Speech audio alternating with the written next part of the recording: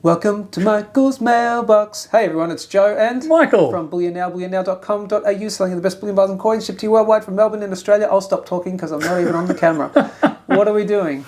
We are doing a Michael's Mailbox, so we're going to go through and respond to just some comments. We just randomly pick them out. We very rarely target any specific comments, but quite often it's usually the ones that might take a bit of a longer answer, so it saves us typing and you still know that we're responding to you. Cool. Now, you've been away for a little bit. I have. I took the week off, which was good. Went up to the snow and pretended I knew what I was doing when it was very obvious I didn't. Weren't you saying you were in snowboard lessons with 5-year-olds? Yeah, well, we won't talk about that. I've always believed it's good to do something that you have no clue what you're doing and do a lesson on it every so often. It keeps you, in the real world, keeps you very humble. And it certainly did that. Fair enough. Good. Speaking of that snow one, let's do the comments on the snow video. Okay. So it seems to have been fairly well received. Few comments about it's glad that you didn't end up in an ambulance. That was my one goal for the week, was to not end up in the back of the ambulance. A few people were questioning my sanity as to why I'm out in the snow in a t-shirt. Believe it or not, once you're up there for a week or so, that's how you tend to start getting around. You don't tend to feel the cold quite so much. So I have to admit, by the end of the video, I was feeling a bit chill, because that was probably take 3. But and a storm hit just as we started, which was great. You're a country boy though, so you're used to the cold. I'm a bush pig from way back. Yeah. So a few comments on what I meant by physical assets. So I was, as I said on the video, I was specifically referring to, your gold and silver and platinum and those types of things, because that's what we focus on. But I guess I want to emphasise it's not just those physical assets. There are other physical assets. It's more the fly-by-night or the fiat currency is probably one that I'm not a big fan of. It's those sorts of things that when heat's applied to them, when times are tough, when things are under pressure, that they don't tend to hold up. They're the first to go. Yeah, they tend to be. They're first to suffer from it. Yeah. I know I caused a little bit of a stir. I haven't seen the comment yet, and maybe Joe's already commented on it and it's disappeared, but I did make a comment in reference to crypto. I actually wasn't bagging out crypto as... cryptos have a place and can certainly be considered as a hard asset to a degree, but there are a lot of cryptos out there that are rubbish. Oh, of course. For want of a better word.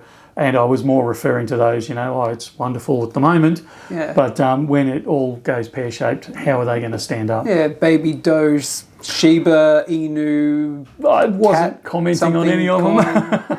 With Floki something or whatever, all those ones. So now, just be aware of that. Out of interest, and I'm going to let a little cat out of the bag, you do like to learn things and research, don't you? I do. So do you want to let the little cat out of the bag just a tiny little bit? The fact that I actually now own some crypto. Just a little bit? Yeah, You've been dipping the toe. I am very tactile. I learn by touching and experiencing. So I did. I actually, much to Joe's relief, I don't know, Joe's amazement, I actually went out and bought some stuff. Yeah. Just really to play around and learn. I'm a big fan of the technology behind cryptocurrencies. I can certainly see cryptocurrencies becoming a permanent part of our life, but whether they are a good investment, which is what Joe and I bounce back and forward at different times, there leaves a lot to be desired with them. So I kind of feel like we're in the mid to late 90s in reference to kind of like the internet. It reminds me a lot of that, where back then everything that had a .com attached to it was worth a gazillion dollars, and now 20, 30 years later you can see that 98% of them have disappeared entirely. Agreed. But your Amazons and your Googles and your Microsofts and your those types of things are obviously bigger and better and are certainly part of our everyday life now. Yep. So anyway, we're well off topic. We are. Simon Bickerton, 70k Shiba and didn't sell. Ouch. So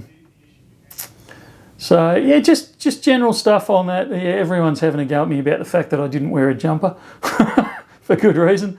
Did I see you throw an ounce of gold in the snow? No, I didn't actually throw the ounce of gold into the snow, although it did look like that when I reviewed the video.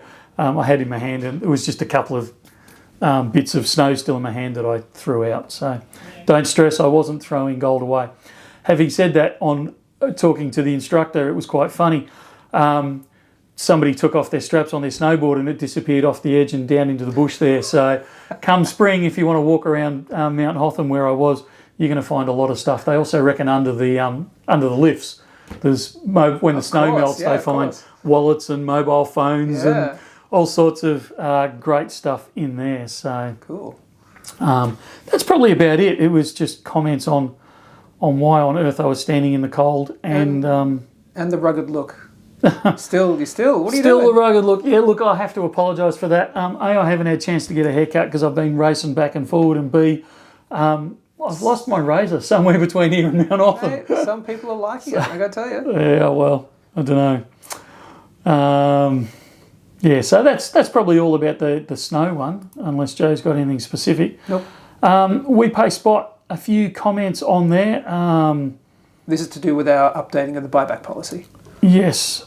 I've got no idea what it's got to do with our toilets flushing counterclockwise. Who said that? An unpronounceable. Okay. But I don't know. I've never looked, to be honest. What else is there? Yeah, look, there was a comment on there, and I can't find it straight off the top. There was a comment on there about how we used to buy back 5 ounce bars at Spot. And I said the maximum we go to is 100 gram. Look, the 5 ounce one is a bit of an odd one. You usually find, and Ruben's going to shoot me for this. Oh, no, you usually find that we do buy back the 5 ounce at Spot. 5 ounce is actually my favourite size. So we usually do. But to be honest, we actually phased that out quite a while ago. Ages ago. Yeah. It was in the first year, I think, of the business. Yeah. Yeah, it was only briefly for a few months. Look, if you smile nicely at Ruben and flatter your eyelids and say, but Michael said, chances are you'll get Spot for the 5 ounce. Here's the problem. Everyone has video evidence, and they're going to produce that when Ruben or someone else goes, no, not today, sorry. Yeah, well, look, yesterday, sorry. Officially, we don't buy back the 5 ounce at Spot. Yeah. But like I said, if you batter your eyelids, you'd be surprised what you can suck a Ruben into. Well, you've done it now. All right. When will your online store get restocked? Again, I'm not sure what that's got to do with the Spot, but it's a valid comment. We're not having trouble getting product as in silver or gold. We can get plenty of silver, we can get plenty of gold. The problem we're having is getting variety within that. You'll notice there's been a real lack of 1 ounce coins, those types of things coming through. It's taking a lot of time and effort to get them out of, particularly the overseas stuff. It's taking a lot, and even out of Perth, the variety is not there. So yeah, sure, I can get kilo bars in, and you'll see on a video that I think Joe's about to release in the next day or so, we actually pan back from some platinum we've got in, and we show well over half a tonne. It's probably getting somewhere close to a tonne of silver that turned up that day. We can absolutely get silver in, but the variety, we are really struggling. Having said that, you'll see that we're getting some, and I'm not going to say what because it'll release a whole stack of phone calls into poor old Sam, but we're getting some overseas basics, but some overseas stuff coming through in the next week or two. It's finally starting to clear customs and arrive with us. So stand by for that. It's not exciting stuff, but it is new. It is some of the old favourites coming back online, which is good to see. Good. We've lived in Melbourne. Yeah, it's a great place. Legit question, how do I carry 100 kilo of silver into the store without being mugged? Look, to be honest, nobody's going to mug you for 100 kilos of silver because they can't run very fast when they try and take it off you. Yeah, they can't move it. So it's more if you're carrying 50 ounces of gold that I'd be more stressed about. And that fits into your pocket or, a carry bag or backpack, that type of thing. But if you're ever concerned about that, look, contact us. Seriously, in answer to this question, if you contact us, quite often we are able to facilitate helping people either into or out of the store with larger amounts for security reasons and insurance reasons and those types of things. Plain clothed, of course. So if that's an issue, 1300 84 84 10, talk to Sam, or if you're in the store, talk to the boys there, and you'll be surprised. We can actually help you around with different things. I apologise for my collar being skew-if. I didn't check it. I know there was one or two. Is this where we've gotten to in the comments? I know there was one or two comments on the collar. Oh, my goodness. So, yeah, when I actually saw it, it bugged me a little bit too. So I do apologise for that. And I might have been sticking up then, but I checked my collar before. You ironed that this morning, didn't you? Yeah, at 4 a.m. Yeah, right. And, yeah, the old shave and a haircut, we've already covered that one. So it's good to see we've had quite a bit of support for our buyback at spot. And look, it's good for our customers. We're actually also hoping we're prodding our competitors a little bit, because we'd actually like to see our competitors come up to spot as well. We think it's only right that we pay spot at the very least. So I don't believe in this 90%, 92%, all that sort of stuff, because when we buy it off the refineries at spot plus premium. We don't pay you the premium because it's been pre-handled and pre-damaged and dropped and all that sort of stuff. You'd be surprised what we see coming into the store. Buried. But, buried, dirt, clay still on it. We think it's only fair that we actually pay that spot price for it. So that's a subtle dig at some of our competitors. The third video, a numismatic epic unboxing. I loved doing this video. This was a lot of fun, bringing some Numi stuff in. Some of the comments were both educational and really good. Pied foot's a double the width. It's exactly right, and I don't think we ever emphasised that. And it was fantastic. Here it is. Somebody gave us the French behind it. So pied meaning foot and forte meaning strong. And it's actually pronounced PA4.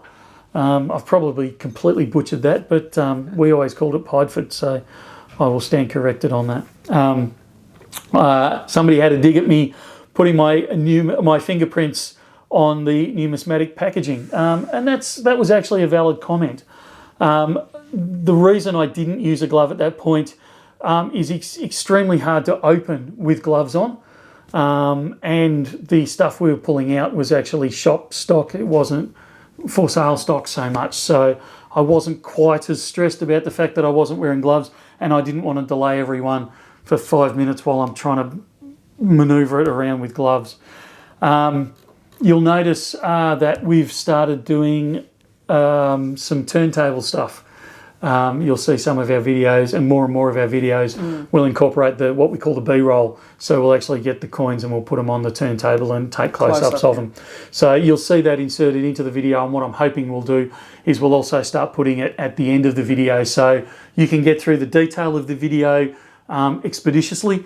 But if you actually want a good close-up and actually spend 5 minutes looking at all sides of it, you can actually go to the end of the video and actually focus just on that coin spinning round and round, or bar. And we're going to try and introduce more and more of that as we go along. So that was most of that. You must have responded to a lot of those comments, because there was far more there beforehand. The Numi one I did quite a bit. Yeah. So, look, that's probably all I'll go in for today, I think, for the mailbox. Short and sweet, hopefully. Yeah. We've touched on most of the comments that were on there. But if you've got any more that you want to add, either slide them in underneath here or bring them to the surface on one of the other videos or one of the new videos coming out. We don't try and dodge any of the comments that are on there. Yeah, sure, we delete a couple that are spam or anything along those sort of lines. We're always getting, interestingly, the team of people that are the cryptocurrency people. So it's that, John Williams is the greatest cryptocurrency trader, and someone comes out, yes, he's fantastic, I've been with, it's all the same person. Yeah, so look, we do remove those fairly quickly. But look, we're quite happy with the hard questions, like you're not wearing your collar straight. No, but the harder ones where why aren't you doing this, or why aren't you doing that type of stuff, we're quite happy to respond to those. So don't be shy, be honest and give us your comments. We appreciate it. Just on the deletion of comments as well, we we have to be careful because YouTube is also cracking down on repetitive comments. So you'll actually see some of those will be removed because some of the channels are being blocked, not because of the data on there or because of what they're producing, but because of the crypto comments that Joe was just making. If it's seen to be coming more and more, the same comment is coming over and over, they see it as a spam video and they actually start blocking the video. I know a few video channels that have been had trouble with that just of late, so you'll see us more and more taking those types of things out. Cool.